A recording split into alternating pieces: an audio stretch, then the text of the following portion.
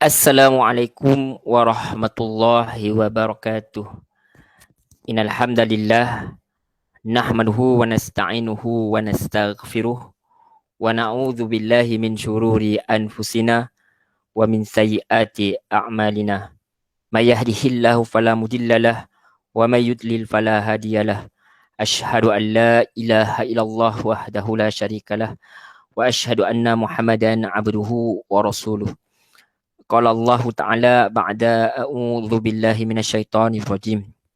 Ya ayyuhalladzina amanu taqullaha haqqa tuqatih wa la tamutunna illa wa antum muslimun. Rabbi shrah li sadri wa yassir li amri wahlul uqdatam min lisani yafqahu qawli. Amma ba'd. Alhamdulillah summa alhamdulillah biiznillah, dengan izin Allah Subhanahu wa taala kita dapat bersama-sama lagi dalam kursus syarah hadis 40 kita. Dan seperti mana kita jelaskan minggu lepas, ini adalah kursus yang kita adakan secara ringkas apa yang kita nak belajar daripada hadis-hadis yang telah dikumpulkan oleh Imam An-Nawawi rahimahullah taala. Dia ada asas-asas untuk kita faham tentang agama. Dan perlu diingatkan sekali lagi, kursus ini bukanlah kursus bersanad, bukanlah kursus untuk membincangkan secara panjang lebar. Dia hanya orang kata sebagai kita ni ambil cakna bahawa hadis-hadis seperti ini wujud supaya kita dapat memperbaiki diri kita supaya menjadi orang yang lebih baik. Itu sebenarnya aim pada kursus ni. Untuk kepada yang lain, kepada orang kata untuk mendapatkan sanad atau untuk lebih memahami perbincangan-perbincangan yang aras tinggi itu, tuan-tuan kena cari kepada guru-guru yang lebih pakar. Jadi apa yang kita hendak bincangkan ni adalah sekadar supaya kita tahu apa yang dibawa oleh Rasulullah SAW, dan kita pelajari dia sebagai tanda kita mengikut Rasulullah SAW sebagai umat dia. Dan juga seperti mana yang Allah Subhanahu wa taala suruh kita ikut dalam perkataan ibadah, perkataan agama ni, kita kena ikut petunjuk daripada Rasulullah sallallahu alaihi wasallam. Kerana apa yang Rasulullah sallallahu alaihi wasallam bawa itu bukan datang daripada nafsu dia, tetapi berdasarkan bimbingan daripada Allah Subhanahu wa taala. Baik, sebelum kita memulakan perbincangan kita, sebelum tu saya tanya khabar dulu lah. Apa khabar tuan-tuan, puan-puan, muslimin, muslimat yang dirahmati Allah Subhanahu wa taala. Diharapkan tuan-tuan semua berada dalam keadaan yang sihat sejahtera. Jangan risau, kursus ni ada recording, tuan-tuan boleh lihat nanti. Kita akan upload ke dalam YouTube lah, insya-Allah, bagi yang tidak berkesempatan untuk bersama kita hari ini. Baik, tayyib, insya-Allah saya akan terus pergi kepada slide kita hari ini. Kita tak nak lengahkan masa. Okey, alhamdulillah. So harap tuan-tuan semua boleh nampak. Okey. Alright.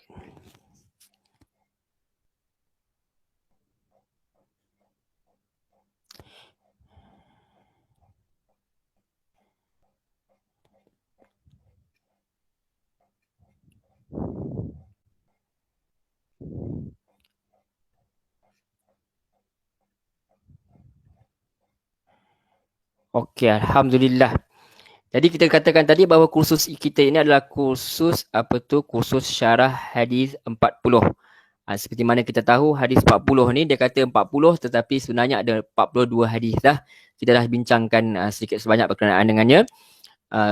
Kebiasaan 40 ni mewakili 40 lebih dan sebagainya lah. Tapi dalam bahasa Arab senang saja dia kata 40 bermaksud 40 dan ke atas, macam tu, 40 dan ke atas. Okey. Dan tak sampai kepada 50 tu lah, 42, 43 ke atas macam tu. Tetapi kita katakan di sini dalamnya ada 40 hadis. Dan kita telah pun memperbincangkan hadis berkenaan dengan tentang niat. Alhamdulillah kita telah selesai berbincang berkenaan dengan ringkas. Tuan-tuan boleh lihat pada dalam YouTube, insya-Allah. Jadi dan juga kepada iman, Islam dan ihsan. Kita pun dah bincangkan hadis berkenaan dengan rukun Islam. Secara ringkas kita ambil pengajaran daripada hadis tersebut. Kali kita telah pun berbincang berkenaan dengan hadis 4 berkenaan dengan takdir manusia yang Allah telah tetapkan tu. Kita telah pun bincangkan berkenaan dengan dia dan bagaimana kita nak berinteraksi dengan qada dan qadar Allah SWT. Okey. Hari ni kita nak masuk kepada topik yang menarik. Alhamdulillah semua topik tu menarik. Sebab apa? Dah hadis-hadis ni semua yang datang daripada Rasulullah SAW. Dia bukan rekaan. Dia sesuatu yang datang daripada seorang Rasul yang diperintahkan, dibangkitkan oleh Allah SWT sebagai ikutan kita. Sebagai kita kena ikut dia. Bimbingan untuk tanda kita itu, tanda kita beragama ialah kita mengikut syariat yang dibawa oleh Rasulullah SAW. Kita tak boleh kata kita ikut Quran sahaja, tak boleh. Sebab Allah datangkan Al-Quran itu, manual book itu ada pengajar dia. Dia tak boleh turun manual book saja. Dia mesti ada yang mengajar manual book tu.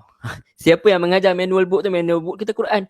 Yang mengajar manual book kita itu adalah Rasulullah SAW. Apa yang tidak diceritakan dalam Al-Quran tu ditambah oleh Rasulullah SAW berdasarkan bimbingan daripada Allah SWT. Tambahan ini bukan tambahan rekaan-rekaan, tapi tambahan yang di-approve oleh Allah SWT sebab dia adalah pembawa syariat yang diiktiraf oleh Allah SWT. Bermakna dia bukan postman yang bawa surat macam tu saja, tetapi dia boleh menjelaskan surat tu. Postman tugas bawa surat macam tu je, tapi tak tahu kandungan. Tak, ini adalah pembawa risalah yang tahu tentang apa benar-benar tentang risalah tu dan boleh jelaskan lebih daripada apa yang manusia biasa faham. Dia boleh pergi lagi lanjut lagi dengan hadis-hadis yang bawa tu sebab semua itu adalah berdasar bimbingan Allah SWT. Jadi kita kena belajar hadis. Tak boleh ambil Quran saja, kena belajar kedua-duanya sekali. Okey, taib, itu mukadimah dia. Okay, jadi hari ni kita nak belajar hadis yang kelima, insya-Allah. Sebenarnya bukanlah belajar pun tuan-tuan. Saya bukanlah orang yang layak untuk mengajar pun.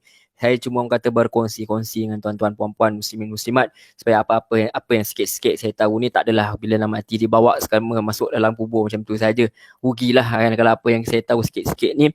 Dan kata saya ni tengah mencari saham lah, orang kata ada sahamnya amal jariah, mudah-mudahan Allah terima sebagai amal jariah yang ada ilmu yang bermanfaat yang boleh dikongsi dengan orang lain, insya-Allah. Mudah-mudahan ilmu tu bermanfaat, mudah-mudahan sebab dia datang daripada Allah SWT, dia datang daripada Nabi kita SAW. Dia melalui apa hadis yang Nabi sampaikan kepada kita. Okey. Baik. Kita teruskan, insya-Allah. Buka hadis tu. Slide tu. Baik. Jadi kita terus baca hadis ini, insya-Allah. Jadi saya bacakan hadisnya terus. An ummil mu'minina ummi abdillahi Aisyata radhiyallahu anha qalat qala Rasulullah sallallahu alaihi wasallam man ahdatha fi amrina hadza ma laysa minhu fahuwa raddun fahuwa rad. Rawahul Bukhari wa Muslim wa fi riwayatin li Muslim man amila amalan laisa alaihi amruna fahuwa rad. Bermakna fahuwa raddun. Okey, saya bacakan terjemahan dia daripada Ummu al-Mu'minin Ummu Abdullah Aisyah radhiyallahu anha. Beliau berkata, Rasulullah sallallahu alaihi wasallam telah bersabda, barang siapa, bermakna sesiapa sahaja. Okay, whoever, sesiapa sahaja yang mengada-adakan. Meaning dia mereka-reka sesuatu perkara yang baru. Bahasa perkataan baru di bid'ah. Yang dalam urusan kami, bermakna urusan kami ini. Bermakna urusan agama. Amalan yang bukan bahagian daripada dia, maka dia tertolak. Hadis riwayat Bukhari, Muslim dan Abu Daud. Dalam riwayat Muslim, hadis tu berbunyi, ada hadis lain yang bunyi, barang siapa yang mengerjakan suatu amalan yang tidak ada asal usul dengan agama kita, maka dia tertolak. Hadis tu juga diriwayatkan daripada Bukhari dan Muslim. Okey, minta maaf yang ni kita betulkan. Jadi dalam riwayat Muslim ada hadis lain yang berbunyi. Okey, barang siapa mengerjakan satu amalan yang tidak ada usul agama kita, maka ia tertolak. Ini yang dibawakan oleh riwayat Muslim. Wallahu a'lam. Kalau tuan-tuan lihat mana yang salah tu, tuan-tuan tinggalkan. Mana yang baik tu, ya tuan-tuan ambil. Maklumlah kita ni manusia biasa sahaja yang kata bukanlah pandai, hanya nak berkongsi-kongsi. Mudah-mudahan masa yang kita dah buat ni Allah catatkan sebagai kita dah buat satu kebaikan, itu saja. Jadi sebelum kita pergi kepada hadis, kita tahulah sikit siapa perawi hadis ni, siapa yang reportkan tentang hadis ni. Jadi nama beliau ialah Aisyah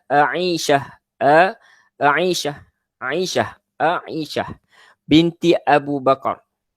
Abu Bakar dikenali juga dengan nama Ummu Abdillah, anak kepada Sayyidina Abu Bakar radhiyallahu anhu dan juga isteri kepada Rasulullah sallallahu alaihi wasallam. Jadi Aisyah radhiyallahu anha ni atau radhiyallahu anha ni adalah ummul mukminin lah, ibu kepada orang-orang beriman, merupakan isteri kepada Rasulullah sallallahu alaihi wasallam. Dan juga beliau menikahi Rasulullah SAW ketika berumur, ada pandangan mengatakan bahawa 6 tahun. Dan tinggal bersama Rasulullah ketika berumur 9 tahun. Ada juga pandangan lain juga kata 14 tahun. Dan juga ada juga pandangan kata 18 tahun. Jadi umur Aisyah radhiyallahu anha ni berkahwin dengan Rasulullah SAW ada khilaf pandangan di antara ulama. Okey, ini kita serahkan kepada orang pakar lah. Tapi kita nak tahu bukan semestinya 6 tahun pandangan. Dia ada lagi pandangan lain. Ada yang kata 14. Ada yang katalah 18. Okey, wallahu a'lam. Itu secara ringkas. Kemudian beliau ikuti Rasulullah sallallahu alaihi wasallam berhijrah ke Madinah. Kemudian beliau meninggal dunia pada tahun, dikatakan pada tahun 57 Hijrah. Jadi maklumat ni mungkin kurang tepat lah, mungkin ada sikit lari daripada tu. Kalau tuan-tuan lihat ada yang tersalah terus ke, tuan-tuan boleh tinggalkan pandangan itu, ambil kepada pandangan maklumat yang lebih betul. Jadi beliau merawikan lebih kurang 1210 buah hadis. Okey. Itu secara ringkas. Kenapa kita perlu tahu perawi hadis? Sebab kita nak hargai jasa mereka ni, doakan ke mereka dengan kebaikan. Kita bersyukur sangat-sangat ada orang sampaikan perkara ini supaya kita boleh tahu apa tu kekasih kita, itu Rasulullah SAW cerita. Kalau tak, kita tak tahu. Kita tak hidup sezaman dengan Rasulullah SAW. Tapi kerana jasa mereka ni yang meriwayatkan kepada kita, maka kita boleh faham dan kita boleh belajar. Alhamdulillah. Semoga Allah balas dengan kebaikan kepada orang-orang yang meriwayatkan hadis-hadis Nabi SAW. Jadi kita katakan kita boleh lihat kepada pelajaran hadis. Okey. Jadi Nabi kata tadi hadis tu maksud dia siapa yang adakan suatu perkara yang baru, dia baru dalam urusan, maka dia tertolak. Jadi kita nak lihat apa maksud perkara yang baru ni. Adakah kita tak boleh naik kereta ke? Adakah kita tak boleh ada handphone ke? Adakah kita tak boleh pakai lampu ke? Sebab zaman Rasulullah tak ada ke? Macam mana? Jadi kita nak lihat perkara tersebut. Okey. Jadi apabila kita Rasulullah SAW kata, yang diriwayatkan oleh Ummul Mukminin kita iaitu Aisyah radhiyallahu anha, dia kata, Nabi kata, man ahdatha fi amrina. Siapa yang melakukan suatu amalan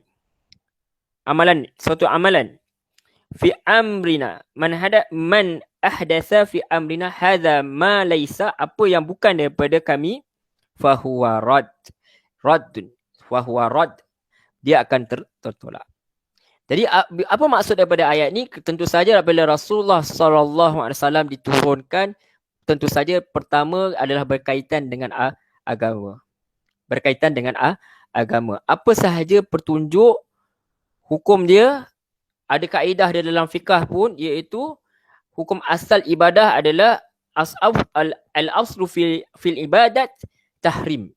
At-tahrim. Asal hukum ibadah ni haram. Maksudnya kita tak boleh tiba-tiba nampak pokok kita nak sembah. Kita kata tak apalah, ini aku sembah Tuhan lah ni. Ataupun kita rasa macam hari ni aku nak berdiri kat depan matahari lah, ni tanda sebagai cinta aku kepada Allah SWT. Sedangkan Allah tak suruh pun buat macam tu. Sebagai tanda ibadah lah aku. Ni pengagungan aku kepada Allah, berdiri tegak kat depan matahari tu. Sampai berpeluh-peluh, sampai pingsan-pingsan. Nak tunjukkan kecintaan kepada Allah SWT. Nak tunjukkan penyembahan kepada Allah SWT. Maka perkara-perkara tersebut tidak ada asalnya dalam agama. Ia tak boleh. Kita lihat pokok ni, terus jadi tempat nak sembah. Kita lihat orang tu hebat sikit, kita nak jadikan dia sebagai penyembahan. Kita nak jadikan dia sebagai keramat.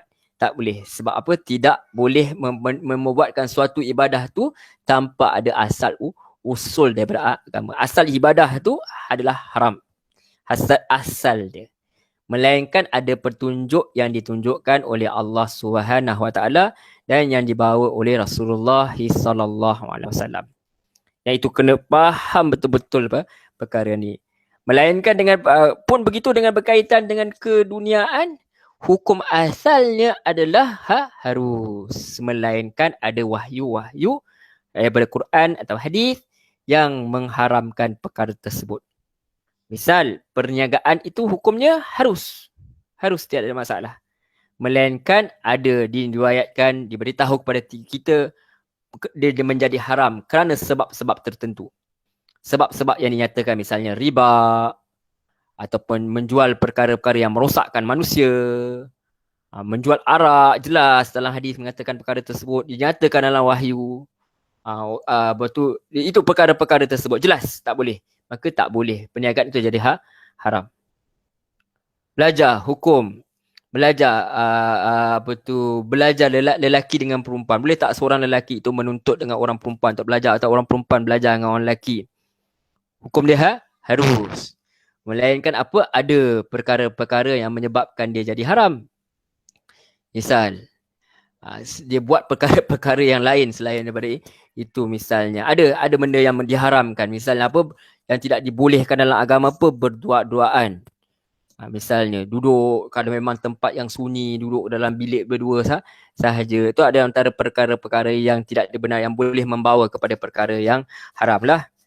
Asal hukum tu harus. Tetapi apa yang haram ialah melakukan perzinaan misalnya. Jadi itu antara perkara-perkara yang kita katakan bahawa hukum semua benda dalam ni, hukum dia harus. Apa saja amalan-amalan dunia harus, melainkan ada yang dia ada wahyu yang jelas mengharamkan perkara tersebut. Jadi kita kena faham betul-betul. Okey. Kalau kita nak apa lagi? Hukum-hukum ni harus. Banyak lagi benda-benda harus. Apa lagi? Apa lagi yang harus? Makan hukum dia harus. Makan tak wajib. Tetapi melainkan ada perkara-perkara yang makanan-makanan yang diharamkan. Semua benda tu halal misal. Semua benda tu halal, melainkan perkara-perkara yang Allah nyatakan dalam Quran ataupun Rasulullah nyatakan dalam hadis-hadis baginda, seperti khinzir haram. Minuman hukum dia harus, tapi arak haram. Jadi itu perkara-perkara yang dinyatakan dalam hadis, walaupun tak ada dalam Quran dengan hadis secara direct, tapi dikiaskan dengan perkara-perkara yang merosakkan diri. Misal rokok, tak ada tulis dalam Quran hadis, tetapi dia merosakkan diri. Jadi itu secara umum dia, benda yang merosakkan perlu dijauhkan. Yang lebih banyak kerosakan daripada kebaikan dia. Kita lihat kepada apa majoriti dia, maka ulama mengatakan, difatwakan bahawa hukum rokok juga ada ulama memfatwakan haram. Walaupun ada ulama juga kata yang makruh, tapi sekarang banyak yang kemudian ni mengatakan bahawa haram kerana ada sebab-sebab tertentu. Okey. Jadi kita balik kepada hukum ibadah. Asal dia ibadah tu asalnya halal. Saya rasa tadi bab yang apa tu, macam hukum apa tadi, belajar tadi. Belajar harus sama ada daripada lelaki dengan perempuan. Melainkan ada dalil yang tak bagi buat perkara tersebut. Misalnya macam kita kata tadi, kalau kita belajar itu boleh menyebabkan kita terjebak kepada penzinaan misalnya. Memang saja nak pergi belajar dalam bilik kat rumah seorang-seorang, macam tu dia boleh jadi kepada haram. Sebab apa? Sebab perkara tersebutlah boleh membawa ke mudarat. Maka tak boleh dia belajar ketika itu. Sebab ada sebab-sebab lain yang membawa daripada kepada kerosakan. Wallahu a'lam. Mungkin saya tersilap dalam apa tu penyampaian ini. Jika benar, tuan-tuan ambil. Jika salah, tuan-tuan tinggalkan. Okey, itu yang kita perlu selalu ingatkanlah, sebab saya sebagai manusia biasa, kita kadang-kadang bercakap ni bukan semua yang kita cakap tu betul. Jadi tuan-tuan adalah orang-orang yang bijak pandai, insya-Allah, mudah-mudahan, dan tuan-tuan nilai mana yang baik, ambil mana yang baik, tinggal mana yang buruk lah. Mana tersalah tu, sebab sebagai manusia mesti ada saja kesilapan dia. Baik. Jadi kita nak lihat kepada apa pengajaran yang kita boleh dapat daripada hadis yang kita bincangkan ini. Jadi kita kena, pertama sekali ialah kita kena pastikan bahawa setiap amalan yang kita lakukan tidak bertentangan dengan syarak. Itu. Sebab kalau tidak dia akan jadi sia-sia je. Sebab tu kita lihat dia bila kita dah selalu tengok kepada hadis dalam hadis 40 ni, dia katakan Imam Nawawi ni, saya dapat rasakan bahawa mengenai kajian saya yang cetek ni, Imam Nawawi susun daripada awal hadis tu, dia bukan susun randomly macam tu je. Dia susun tu, kalau dalam ilmu Quran dia kata munasabah ayat kan, sesuai dengan ayat sebelum dengan selepas tu sesuai. Selepas dengan sebelum tu sesuai. Dan seperti mana itu saya rasa lah, sebab saya ni bukan pakar, saya lihat seolah-olah Imam Nawawi ni memang susun daripada awal tu memang ada reason, ada sebab dengan kebijaksanaan yang Allah kurniakan kepada dia, ilham yang Allah kurniakan kepada dia. Jadi kita lihat tadi awal-awal hadis awal-awal kita dah bincang sebelum ni, innama a'malu binniyat. Setiap benda tu tergantung kepada niat. Dan niat itu mesti kena dengan apa yang Allah mahu. Jadi kita dapat lihat bahawa hadis yang berkenaan dengan apa kalau kita buat satu amalan yang bukan daripada Rasulullah sallallahu alaihi wasallam, kerana amalan yang daripada Rasulullah sallallahu alaihi wasallam itu adalah daripada Allah. Sebab tu Nabi kata sallu kama ra'aitumuni usolli, solat seperti mana kamu lihat aku solat. Sebab siapa yang ajar Nabi ni solat? Jibril yang ajar Nabi cara bersolat. Ada setengah mengatakan begitu, pandangan mengatakan begitu. Jadi maksudnya Nabi dapat petunjuk bagaimana untuk bersolat. Seperti mana yang Nabi Ibrahim lakukan.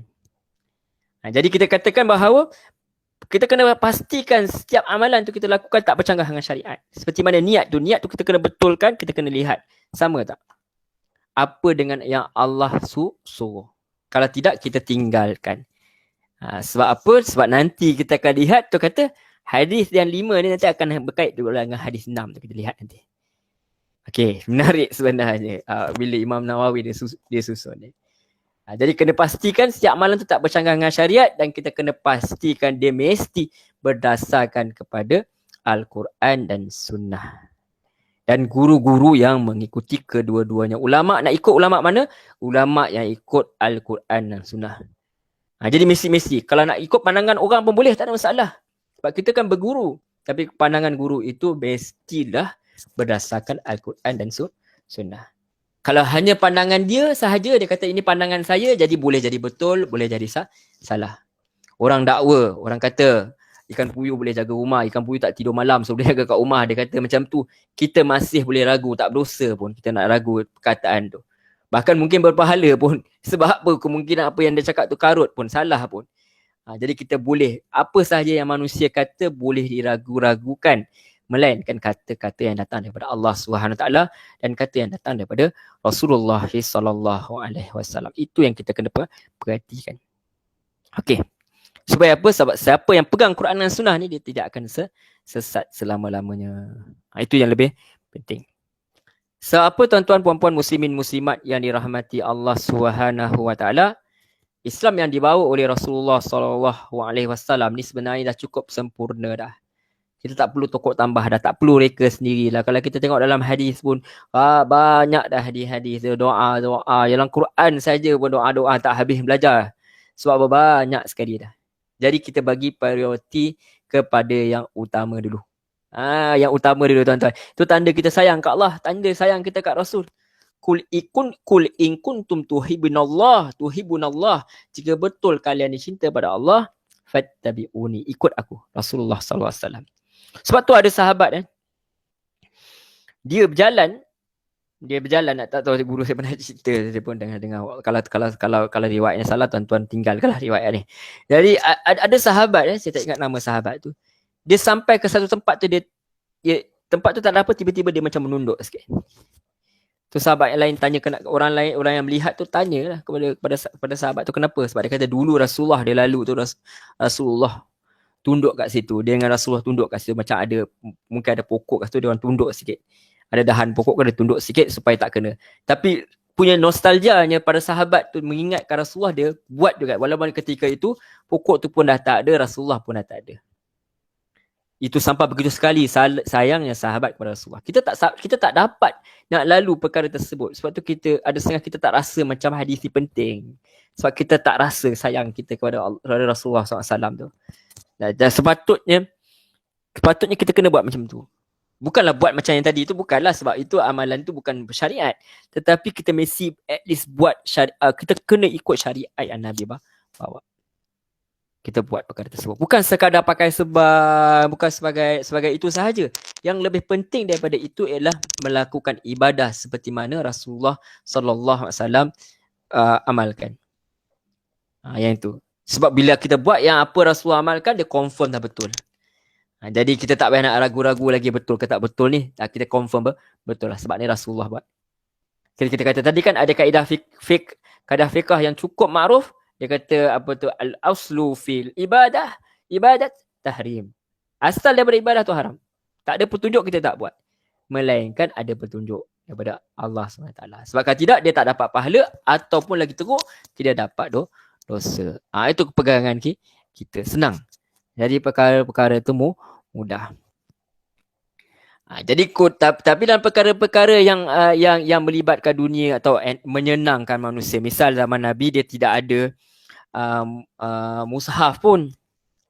Lepas tu baru ada ditulis dari pelepah-pelepah tamar, kemudian zaman-zaman kemudian baru ada kan. Sama Abu Bakar start kumpul.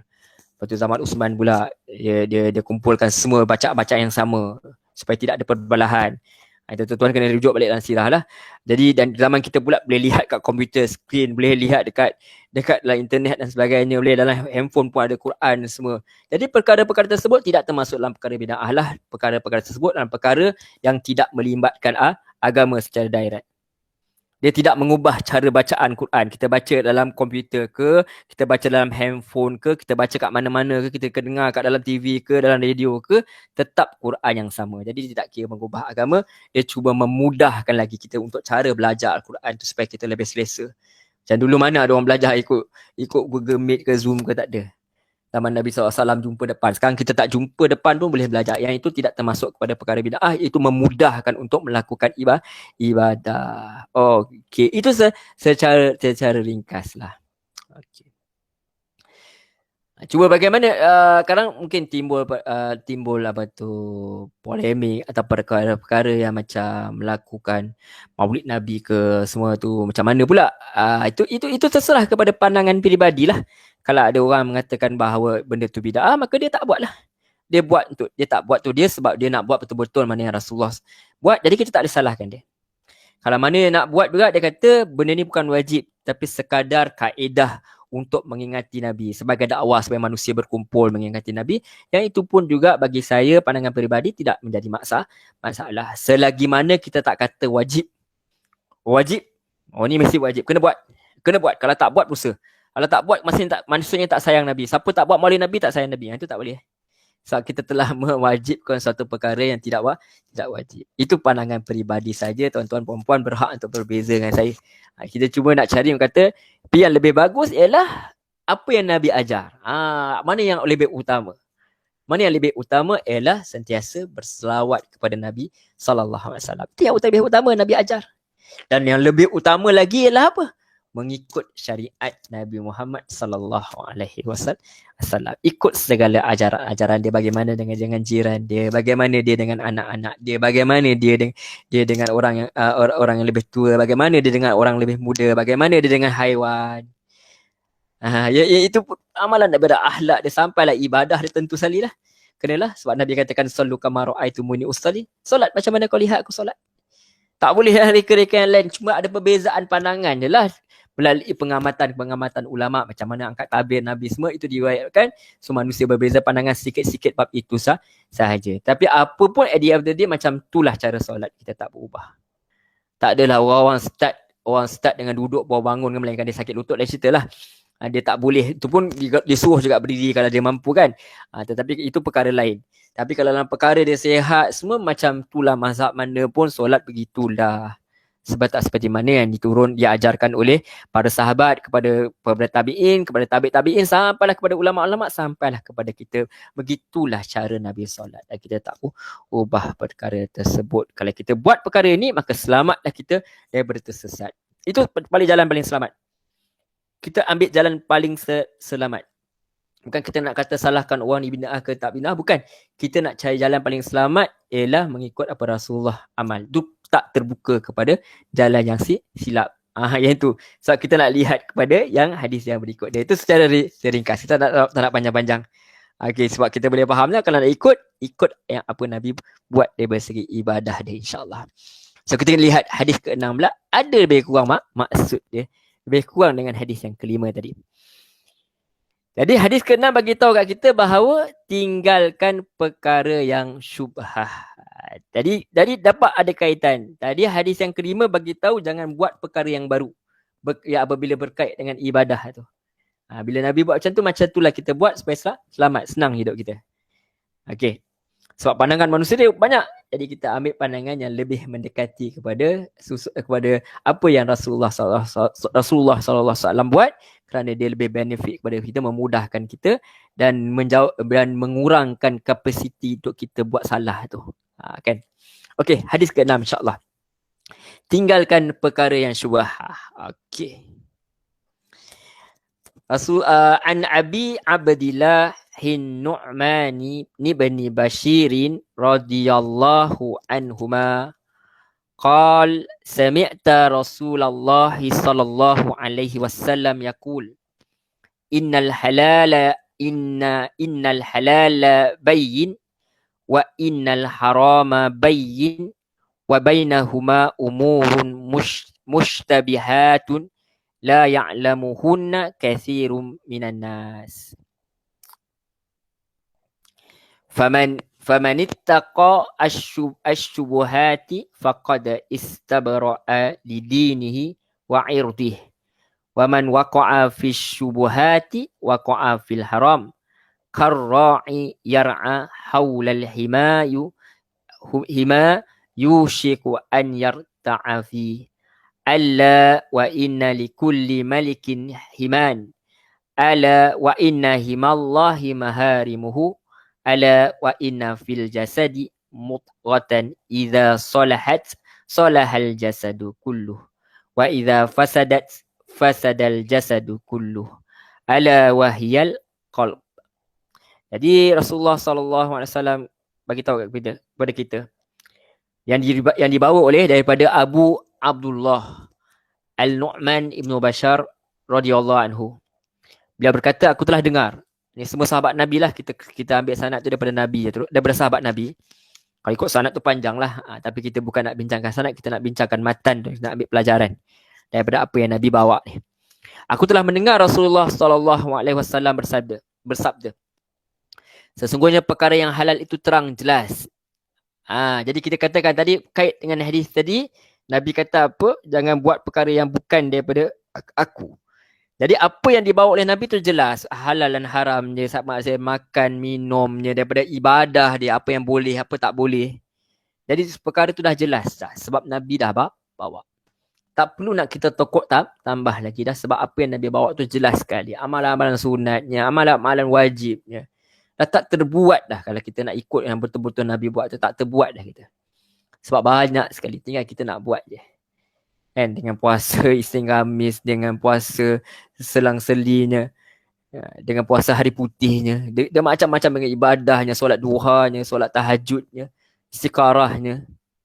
Kalau kita ada hajat, kita boleh solat lagi. Macam-macam lagi ibadah-ibadah yang telah ada petunjuk daripada Rasulullah sallallahu alaihi wasallam tu. Mungkin nama tu je manusia berselisih, tapi perkara tu ada. Bila macam solat hajat, mungkin manusia berselisih, ada tak ada solat hajat ni.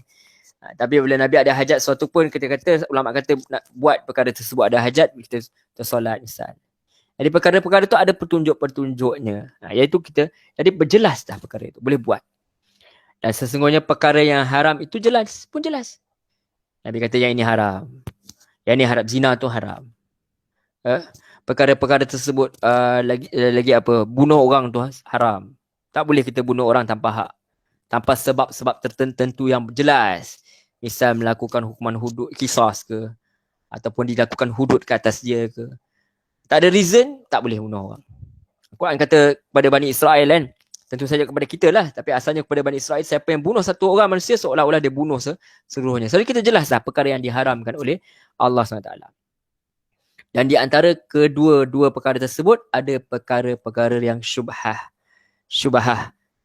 ni suatu yang samar, yang kesamaran, yang kebanyakan orang tak mengetahuinya. Terutama orang-orang macam kita, orang-orang awam macam kita lagi tak tahu.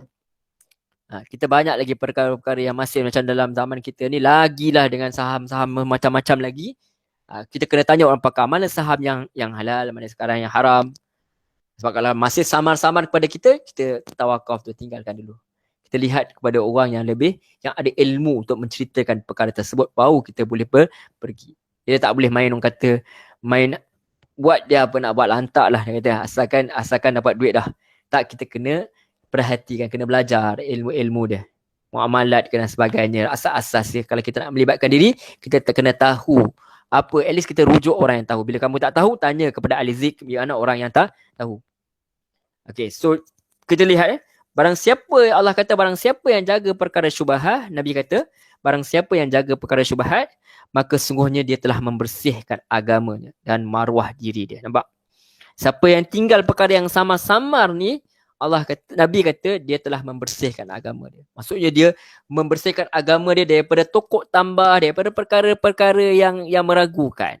Satu Nabi kata tadi, sebab tu Imam Nawawi bawa hadis sebelum ni, hadis tentang bid'ah tu.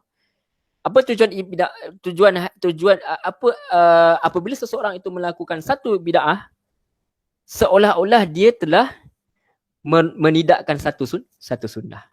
Selalu macam tu.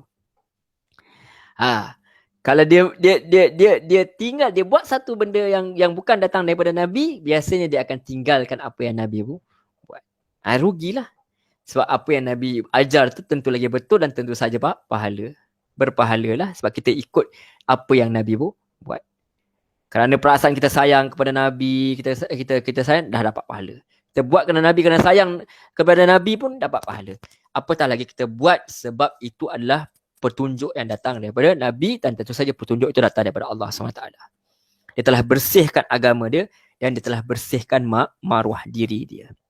Dia betul-betul menjadi orang Islam yang tidak diragui kejujuran dia dalam menyebarkan agama Allah SWT. Dan kata Rasulullah SAW lagi, barang siapa yang terjatuh dalam perkara syubhah, maka dia dah jatuh dalam perkara yang haram. Nampak? Dia tak berhati-hati, apa sahaja je, asalkan kata sesuai dengan syahwat, asalkan sesuai boleh dapat keuntungan dunia, tak kisahlah. Dia kata macam tu, akhirnya dia telah jatuh ke dalam perkara yang haram. Umpama apa? Seorang penggembala yang menggembala dia sekeliling kawasan larangan, dibimbangi dia akan menceroboh masuk ke dalam dia. Yang ni kita nak tengok. So sebab tu hadis-hadis ni nak ajar kita supaya apa? Bukan kata yang haram, yang samar-samar pun kena jauh. Apatah lagi perkara yang jelas boleh membawakan kepada yang haram. Itu. Sama macam ibadah juga. Ibadah tak boleh buat. Melainkan, tadi kita kata dalam hadis kelima tadi, melainkan ada petunjuk.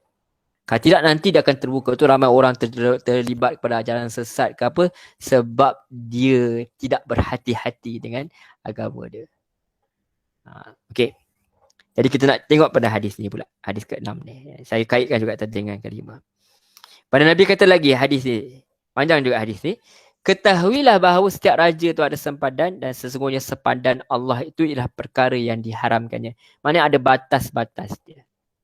Kita tak boleh langgar raja macam tu je, dia ada batas-batas dia. Dan Allah SWT juga sempadan Allah ialah batas Allah SWT ialah perkara yang diharamkan. Jangan pergi cross itu. Allah SWT Maha Pemurah, tapi dia tak suka orang ambil perkara yang haram. Dia boleh jadi murka kepada kita kalau kita tidak ikut, kita langgar sempadan Allah SWT. Yang Allah kata, Nabi kata lagi, ketahuilah bahawa dalam setiap jasad tu ada seketul daging yang apabila dia baik, maka baiklah. Dan apabila dia, sekali lagi tahuilah bahawa setiap jasad tu ada sekutu daging yang apabila dia baik, maka baiklah seluruh jasad dia. Dan apabila dia rosak, maka rosaklah seluruh jasadnya. Ketahuilah bahawa dia adalah jantung hati. Ini selalu terjemah orang Melayu panggil hati, tapi yang lebih tepat bahasa Arab kata, Nabi kata wahiyal qalbun wahiyal qalb, bermakna itulah jantung. Kita panggil hati, orang lain panggil hati, sebenarnya asalnya lah heart. English kata heart, jantung. Bagaimana apa yang akan menyebabkan kita pergi kepada yang halal atau tidak? Lihat kepada jantung hati kita ni. Apa kecenderungan kita? Itu dia. Kita belajar ilmu halal. Tetapi kecenderungan kita untuk suatu perkara yang lain. Misal untuk mendapatkan dunia semata-mata, untuk berlagak, untuk sombong, dia jatuh kepada apa? Haram. Sebab kita buat suatu benda yang bukan berdasarkan seperti mana yang Allah mahu. Itu kait juga dengan hadis yang pertama, innama a'malu binniyat. So berkait-kait sebenarnya hadis-hadis yang Imam Nawawi tunjuk kat kita ni, bawa ni. Masya-Allah, semoga Allah rahmati pengarang, pengumpul hadis-hadis ini. Hadis ni daripada macam-macam, daripada Imam Bukhari, Imam Muslim, Imam Abu Daud dan Imam An-Nawawi rahimahullah kumpul supaya apa, kita selamat kita dalam menjalankan agama kita ni, supaya kita mendapat keredaan Allah, tidak mendapat kemurkaan dia. Okey, kita teruskan insya-Allah. Okey. Sebelum kita pergi lagi lebih lanjut kepada penjelasan, saya jelaskan secara ringkas daripada hadis tu. Nanti kita pergi lagi pada pelajaran ni insya-Allah. Sebelum tu kita lihat dulu apa dia punya perawi hadis dia. Okay, nama perawi hadis ni sahabat radhiyallahu anhu, dia adalah Nu'man bin Bashir radhiyallahu anhu. Dia beri gelaran Abu Abdullah. Dikatakan beliau ni lahir 14 bulan selepas Rasulullah sallallahu alaihi wasallam berhijrah ke Madinah. Jadi ketika Rasulullah sallallahu alaihi wasallam meninggal dunia, beliau dikatakan baru berumur 8 tahun. Itu dia. Jadi beliau kemudian tinggal di Syam. Beliau pernah muda betul. Masuk kanak-kanak lagi masa Rasulullah meninggal, dia 8 tahun. Tengok macam mana orang yang didik di lingkungan orang yang baik-baik, apa dia jadi. Nampak? Beliau kemudian tinggal di Syam. Beliau pernah dilantik sebagai gubernur di kota Hims oleh Muawiyah radhiyallahu anhu. Ada meninggal dunia pada tahun 56 Hijrah.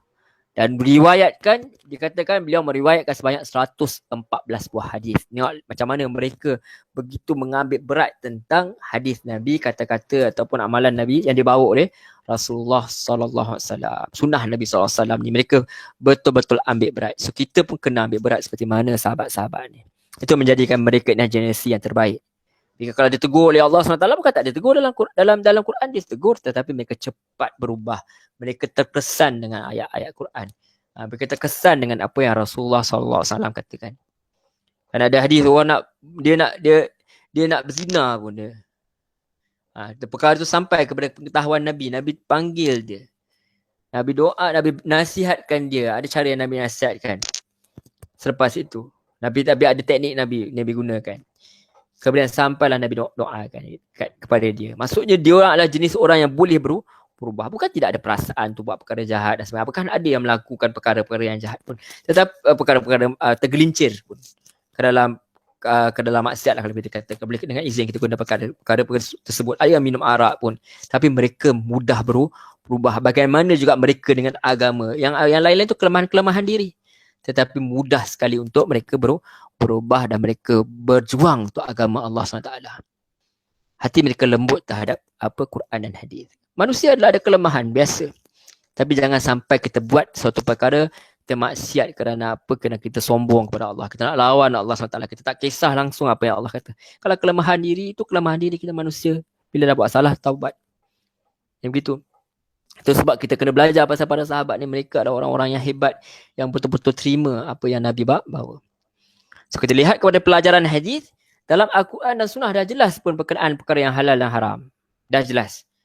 Allah dah banyak dah beritahu apa ni haram, ni haram, judi haram, arak haram, lagi khinzir haram. Jadi kalau kita lihat pada makanan saja banyak lagi perkara yang berzinar haram. Okey. Sembah selain daripada Allah SWT tu haram, tak boleh. Kan hukum ibadah tu haram kan. Jangan kita pasal makanan saja. Orang kalau buat makanan memang jagalah. Alhamdulillah orang terutama orang Melayu Islam memang jagalah bab-bab khinzir tu jaga. Tapi ada juga yang minum arak. Yang tu tak jaga pula. Yang tu kena jaga juga sepatutnya. Yang lebih takut lagi bab akidah pun boleh juga. Kita selalu kalau halal haram ni kita kira makan je. Sebenarnya tak pun akidah pun lagi bahaya. Kalau kita tak ikut seperti mana yang Nabi ajar. Kita dengar pandangan-pandangan online, dah jadi tersalah dah. Ada yang kata sampai peringkat tinggi tak payah solat dah, sudah. Jadi perkara-perkara yang jelas salah. Jadi kita lihat hadis ni ajar kita apa yang sebenarnya hadis nak ajar kita. Apabila kita tak pasti suatu hukum tu halal ke atau haram, maka apa kita nak buat? Kita kena jauhkan diri daripada perkara tersebut. Dan itu adalah lebih utama. Itu menyebabkan kita selamat.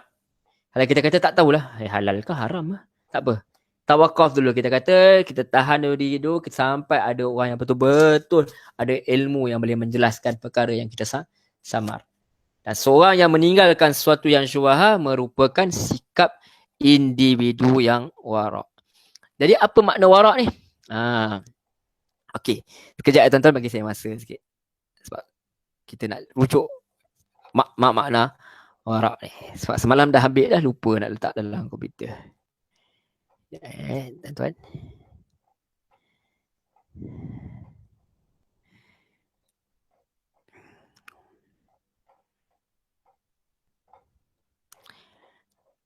Okey, kita nak lihat bab makna warak dengan lebih jelaslah supaya kata kita dapat sedikit sebanyak ni ilmu daripada yang datang ni, yang Allah SWT kurniakan ni, mudah-mudahan kita dapat belajar. Okey.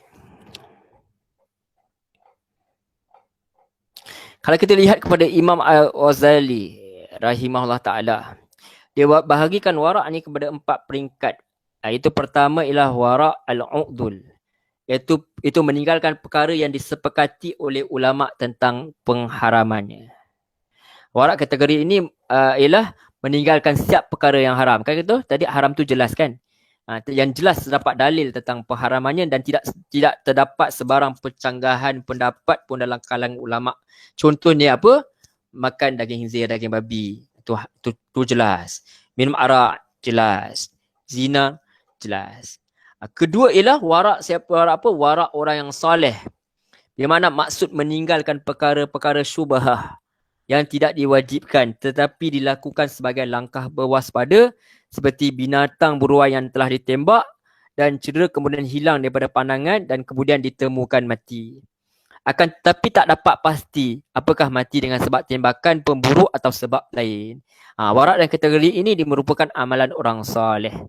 Mereka yang bersifat dengan warak ini akan meninggalkan perkara-perkara yang dihukumkan harus oleh seorang mufti berdasarkan pengamatan yang zahirnya sebagai menyahut seruan daripada Rasulullah SAW dalam sabdanya, tinggalkanlah apa yang meragukan kamu kepada perkara yang tidak meragukan kamu. Riwayat Al-Bahaqi. Dan ketiga ialah warak orang-orang itu, tuan-tuan boleh kena rujuk baliklah hadis tu sama ada sahih atau dhaif dan sebagainya. Tapi saya cuma nakalkan apa yang dibawa oleh Imam Al-Ghazali rahimahullah ta'ala. Apa kategori dia? Yang ketiga ialah warak oleh orang-orang yang bertakwa, iaitu meninggalkan setiap perkara yang tidak wujud sebarang kesamaran tentang keharusannya, tetapi dikuatari jika seandainya perbuatan tersebut boleh membawa kepada yang haram. Contohnya makan berlebihan, diketahui akan menyebabkan malas beribadah atau terluput melaksanakan kewajipan. Yang keempat ialah warak sadiqin. Halal bagi mereka adalah setiap perkara yang tidak menyebabkan berlakunya maksiat atau mendorong kepada maksiat. Mengambil perkara yang halal semata-mata kerana Allah dengan tujuan mendapat kuatan untuk beribadah kepadanya dan demi kelangsungan hidupnya semata-mata. Jadi dia tinggalkan perkara yang tidak menyebabkan berlakunya maksiat atau mendorong kepada maksiat. Okey, tu antara dia.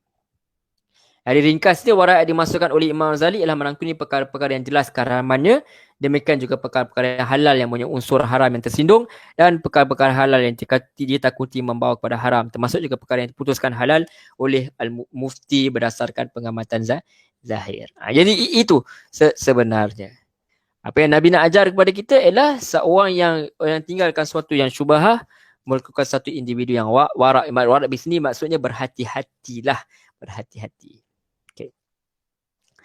Jadi jadi apa lagi pelajaran kita buat? Siapa yang boleh kita ambil daripada hadis ni, siapa yang sewenang-wenangnya melibatkan dengan perkara syubhah akan menyebabkan dia terjatuh ke dalam suatu perkara yang dibenci oleh Allah SWT. Kalau dia tak kisah pun nak ambil tahu sama ada benda tu halal ke haram, bermaksudnya dia tak cakna langsung, bermaksudnya dia tak peduli pun tentang syariat Allah SWT ni, maka mudahlah dia untuk jatuh kepada lembah kinaan, jatuh ke dalam suatu perkara yang dibenci oleh Allah SWT. Kadang-kadang benda tu dah memang jelas pun keharaman pun, tapi kita tak ada ilmu tentang tu. Misalnya kalau kita tidak minta maaf cakap tuan-tuan puan-puan muslimin muslimat dirahmati Allah, kadang-kadang pun di shopping kompleks kita pun kita lihat kadang-kadang di kedai orang Islam sini pun ada yang tempat tikam tu kan. Tempat tikam tu yang budak-budak main, ada telur dalam tu, ada mainan apa semua. Yang itu pun juga dikategorikan sebagai perkara judi. Yang tu. Jadi kena hati-hati. Yang tu tuan-tuan kena tanya kepada orang yang lebih pakar lah. Tapi kita nak lihat kepada, kita kena jauhkan satu perkara tu, walaupun perkara tu semua orang buat. Itu yang jelas haram lah sebenarnya, sebab ada pun ulama cakap. Tapi kita mungkin tak tahu sebab kita tak ambil tahu. Jadi kita kena ambil tahu, kita kena peka dalam perkara-perkara itu sebab dia melibatkan agama. Sebab kalau kita tidak, dia akan menyebabkan mula-mula judi yang kecil-kecil, lepas tu dah makin dewasa dia akan jadi lebih besar, dia akan sampai orang main kat tempat, sampai menyebabkan keluarga ni rosak dan sebagainya. Jadi ketagihan dan sebagainya. Jadi apa kita nak buat, hadis ni juga sebenarnya ajar kita latih diri menjauhi dosa-dosa kecil supaya dapat didik diri daripada mendekati dosa-dosa besar. Ya. Kalau kita lihat sebelum ni ada hadis yang Imam Nawawi bawa ni, berkenaan dengan puasa. Puasa ni tinggalkan apa? Puasa ni tinggalkan perkara yang halal. Orang yang biasa meninggalkan perkara yang halal, maka perkara yang halal, perkara yang harus, maka lagi-lagilah dia boleh meninggalkan suatu perkara yang haram. Orang yang latih diri menjauhi dosa-dosa kecil. Dosa-dosa kecil ni dia dapat didik diri daripada mendekati dosa-dosa besar. Okay, nak tahu kita kena tengok apa contoh-contoh dosa-dosa kecil ni. Kita nak tahu juga. Dah tersilap dalam bagi contoh, kita lihat perujukan. Contoh-contoh dosa kecil ni apa? Membazir, buang masa, buang sampah merata-rata, melihat perkara maksiat misal, dengar lagu yang melalaikan, itu antara perkara yang dikatakan dosa-dosa kecil lah. Amalan yang dosa kecil ni amalan yang dilakukan, dilarang oleh Allah, tapi tak disertai dengan hukuman dan ancaman daripada Allah. Maksudnya tak diancam dengan masuk ke neraka dan sebagainya.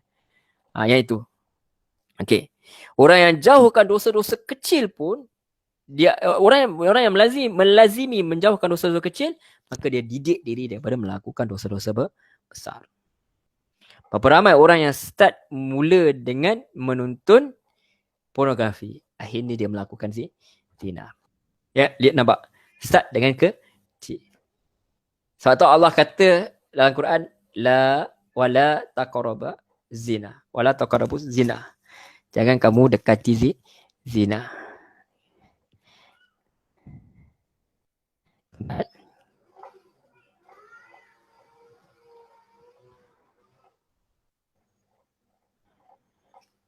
Okey, dalam ayat surah Al-Isra, surah ke-17 ayat 32, wala taqrabuz zina. Jangan kamu hampiri zina. Innahu kana fahisyatan wa sa'a sabila. Sesungguhnya zina itu adalah dosa perbuatan keji dan satu jalan yang jahat. Jadi orang yang melazimi meninggalkan perkara yang kecil-kecil ni, dia akan meninggalkan perkara yang besar. Sesungguhnya kata hadis riwayat Bukhari Muslim, hadis Nabi, so Allah telah menetapkan bahagian zina untuk setiap anak Adam. Dia akan mendapatkan yang dan tidak boleh dihindari. Maka zina mata dengan melihat, zina lidah dengan ucapan, zina hati dengan membayangkan dan merasakan syahwat, sedangkan kemaluan membenarkan semua itu atau mendustakannya. Maksudnya dia sama ada dia meneruskan hasrat dia untuk melakukan zina atau tidak, itu sahaja. Jadi kalau nak menjauhkan diri daripada syubhat ni, dia kena latih diri juga untuk apa? Menjauhi dosa-dosa kecil ni. Yang benda-benda jelas lah, Allah kata dah dosa, benda-benda jelas dosa, kaedah kata ulama kata dosa, maka dia kena tinggalkan supaya dapat didik daripada mendekati dosa-dosa besar. Macam mana nak buat perkara-perkara ni? Dia kena jaga jantung hati supaya dia bersih. Sebab jantung hati yang bersih ni, jantung yang bersih ni, dia akan menatijahkan perkara yang baik. Begitulah sebaliknya. Itu balik-balik pada hadis yang awal kita belajar sebelum ni, kita bincang sebelum ni. hadis yang pertama, innama a'malu binniyat. Semua tu tergantung pada hati. So, bila tergantung pada hati, kita kena check dulu. Kita buat kerana apa? Nak tegur orang ni kerana apa? Sekadar nak bergaduh ke atau betul-betul kerana Allah SWT? Kena lihat. Aku nak kerja ni untuk apa? Aku berkawan ni untuk apa? Aku pergi jumpa orang ni untuk apa? Semua kena lihat. Sebab kena lihat kepada jantung hati kita. Dan juga antara pelajaran kita boleh ambil daripada hadis ni, berusaha sedaya upaya menutup pintu yang membawa kepada haram. Orang yang jaga diri agar tak mendekati perkara yang syubhah, dia perkara yang samar-samar pun dia jauhkan, maka pasti lebih senang dia nak jauhi perkara yang jelas haram je. Sama macam Allah ajar kita jauhi perkara yang halal kan, perkara yang harus kan. Masa bulan Ramadan tak boleh minum pagi siang, tak boleh minum, tak boleh melakukan hubungan suami isteri, padahal benda tu halal. Orang yang biasa menjauhkan benda yang halal juga, akhirnya dia lebih mudah untuk menjauhkan perkara yang haram. Begitulah orang yang biasa menjauhkan diri perkara yang syubhah, dia tak buat benda yang samar-samar, apatah lagi yang haram betul, lagi-lagi dia tak buat. Dan halal dan haram ni bukan melibatkan makanan saja, dia melibatkan banyak benda sekali. Dan yang penting kita untuk berhati-hati, terutamanya, dan ini jarang kita nak ambil, kadang-kadang ada orang kita tak ambil perhatian. Bab benda fizikal yang ambil perhatian, ni bab akidah, yang benda-benda yang merosakkan akidah, merosakkan syahadah ni, lagi-lagilah kita kena ambil apa perhatian. Benda-benda syirik, takut kepada hantu dan sebagainya ni semua ni. Kadang-kadang pun rekat-rekat yang kurafat kadang-kadang boleh membawa kepada syirik, takut lebih daripada kita takut Allah SWT pula. Yang itu lebih-lebih kita kena perhatikan. Perkara tersebut hanya mendengar omongan-omongan, kata-kata kosong orang, belum tentu betulnya kisah tersebut. Jadi kena hati-hati. Jadi bukan saja kita fikirkan pasal berkenaan dengan makanan, bila doa dan halal dan haram syubhah ni, perkara yang lebih apa sahaja yang boleh membahayakan agama perlu kita perhatikan. Yang itu sebenarnya supaya apa? Supaya kita selamat, supaya kita sampai jumpa Allah SWT ni, Allah lihat kita clean, bersih, kita punya akidah betul, kita punya amalan kita betul, maka Allah akan terima kita. Wallahu a'lam. Jadi pelajaran kita boleh ambil daripada kedua-dua hadis ini ialah untuk kita, supaya kita balik berjumpa Allah SWT dalam keadaan kita betul-betul Islam, ialah kita kena buat seperti mana apa yang Nabi ajar. Jangan tukar tambah dalam ahli ibadah. Dan juga dalam bab muamalat juga, apa saja makan, minum dan sebagainya juga kita perlu perhatikan daripada segi halal dan haram dia, dan daripada segi perkara-perkara yang syubhahnya, supaya dia tidak menjatuhkan kita dalam dosa. Akidah kena betul, amalan ibadah kena betul, ibadah yang betul-betul seperti mana Nabi ajar, dan perbuatan kita pun hukum muamalat dan apa saja mestilah juga dilihat kepada perkara yang halal dan haram, supaya kita diterima Allah SWT, supaya kita tak masuk ke neraka walaupun sekejap. Supaya kita, dan juga ini menyebabkan apabila kita jadi orang yang menjaga diri ni, dia akan memberi manfaat kepada masyarakat, kita tidak memudaratkan orang lain juga. Itu antaranya. Wallahu a'lam. Itu perbincangan ringkas. Nak masuk Zuhur dah, InsyaAllah. Mungkin dah masuk dah Zuhur, dah 1-3 minit macam tu.